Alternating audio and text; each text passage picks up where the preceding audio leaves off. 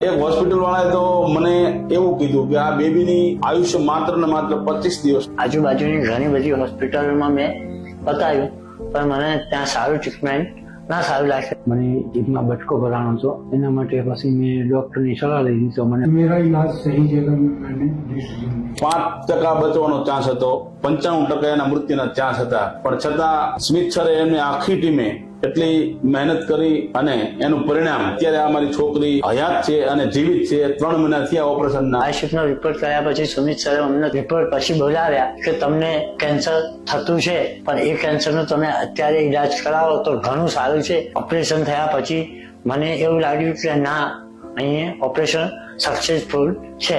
મને જે કઈ તકલીફ હતી એને દૂર કરી દીધી છે. અત્યારે નોર્મલ છે, જમવામાં બોલવામાં આ રેન્સ હોસ્પિટલમાં સ્મિત છે પ્લસ એમનો સ્ટાફ બહુ વ્યવસ્થિત છે ને જે કઈ એ લોકો કહે છે એ પ્રમાણે આપણે કરીએ જ આવી તો ફટાફટ રિકવરી આવે છે. સ્ટાફ પણ સારો છે, ડॉक्टर પણ સારા છે. मैं जमशेदपुर झारखंड से आता हूँ अपना इलाज कराने यहाँ का सर्विस मुझे बहुत अच्छा लगा। मेरे जमशेदपुर में कैंसर हॉस्पिटल होने के बाद भी मैंने वहाँ इलाज न करा करके यहाँ इलाज करवाने आया।